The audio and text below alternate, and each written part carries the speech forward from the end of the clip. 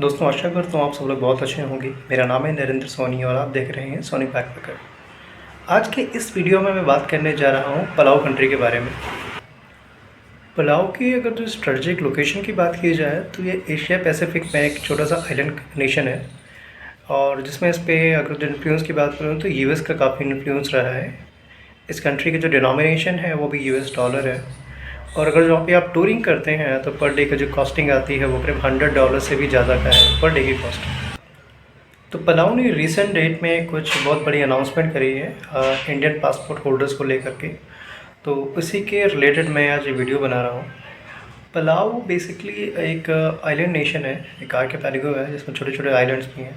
तो रिसेंटली इसने एक अपडेट ये किया है कि इसने इंडियंस के लिए ये वीज़ा फ्री कर दिया है 30 डेज़ के लिए। इसमें 30 डेज़ का किया प्रोविज़न, ये इनफैक्ट दुनिया के हर कंट्री के लिए भी यही प्रोविज़न था, बट इंडिया के लिए ये बहुत बाद में आया है। तो अब इंडियंस भी इंजॉय कर सकते हैं इस ब्यूटीफुल आइलैंड में। अब बात आती है कि रिक्वायरमेंट्स क्या हैं, कंट्री में जाएं कैसे, क्या डॉक्यूमेंट्स कैरी करने होंगे वीज़ा के लिए। वीज़ा तो नहीं लगेगा, बट एटलीस्ट अराइवल भी अगर हम जाते हैं तो ऑन अराइवल पे कि हमें क्या कुछ डॉक्यूमेंटेशन शो करने होंगे, तो वही सब मैं आपको इस वीडियो में बताने जा रहा हूँ। तो वीडियो को ध्यान से देखिए। देखिए, जब बात आती है पलाऊ जैसे कंट्री की जिसमें यूएस का बहुत ज़्यादा इन्फ्लुएंस है और जिनकी इकॉनमी और जिनका डिनोमिनेशन भी यूएस डॉलर है, तो सबसे पहले बात आती है फंडिंग की। आपके अकाउंट में करीब 1.5 से 3 लाख रुपए एटलीस्ट पड़े होने चाहिए हमेशा, जब आप पलाऊ एंट्री करें। आपके पास पासपोर्ट होना चाहिए जो कि वैलिड हो, ब्लैंक पेज होनी चाहिए उस पर, आपका होटल कंफर्मेशन होना चाहिए, आपका जो फ़्लाइट है वो रिटर्न या ऑनवर्ड्स उसके बाद आप कहीं की उसकी फ़्लाइट कंफर्म होनी चाहिए।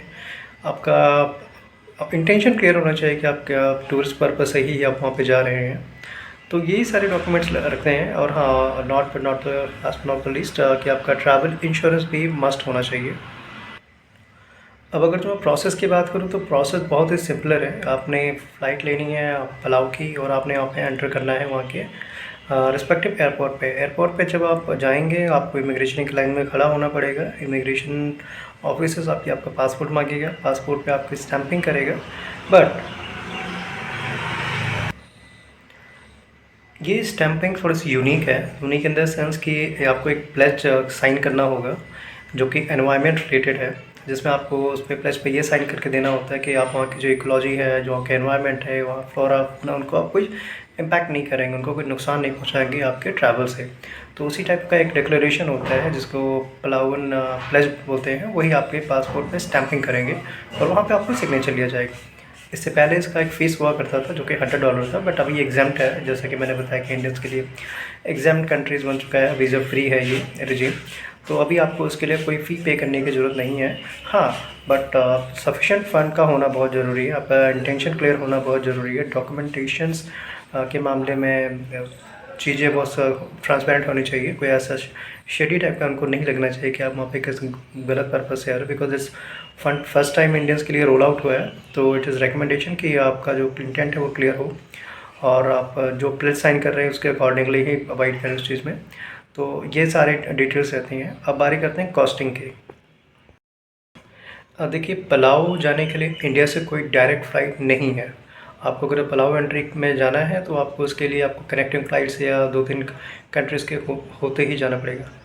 जो मैं रेकमेंड करूँगा रूट, वो रिकमेंडेशन रूट है कि यदि आप हांगकांग में हैं और जापान में हैं तो वहाँ से आप ताइवान जा सकते हैं, और ताइवान से और पलाऊ की डायरेक्ट फ़्लाइट रहती है और वो भी बिल्कुल बजट में आपको मिलेगा। जापान से कनेक्टिविटी है, वैसे तो कनेक्टिविटी फ़िलीपीन से भी है, सिंगापुर और मलेशिया से भी है, ईस्ट एशियन कंट्रीज़ के साथ भी है। बट जो कनेक्टिविटी आपको ताइवान और पलाऊ का मिलेगा वो आई थिंक और कहीं भी किसी अदर कंट्री के साथ नहीं कनेक्शन बन रहा है इसका।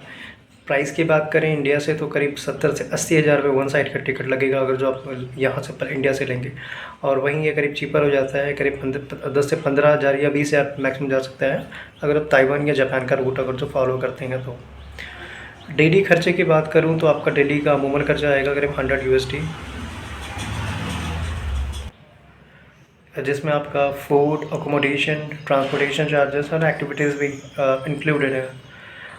प्राइस का मैंने आपको बता ही दिया, फ़्लाइट के क्या रेट रहते हैं। अकोमोडेशन आपको अच्छे बीच पैराडाइज है तो आपको अच्छे मिल जाएंगे, अफोर्डेबल मिल जाएंगे। फूड ऑप्शन वेज और non veg both are available.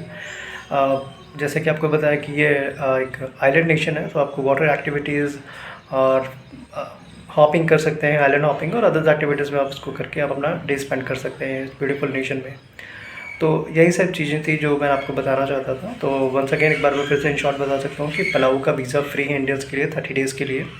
अगर आपको 30 डेज़ का वीज़ा मिलता है जिसमें आप वहाँ पे पलाऊ का ब्यूटीफुल नेशन एंजॉय कर सकते हैं, तो यू नो नीड टू पे एनी एडिशनल फ़ीस और ट्रैवल एजेंट की इन्वॉल्वमेंट बिल्कुल ही नहीं है इसमें, तो आप ये खुद कर सकते हैं। तो this is what I wanted to tell you. So अगर उसके बाद अगर कुछ रहता है तो do let me know, I will be happy to answer all your queries. और एक request, please do subscribe my channel and support this channel. Thank you.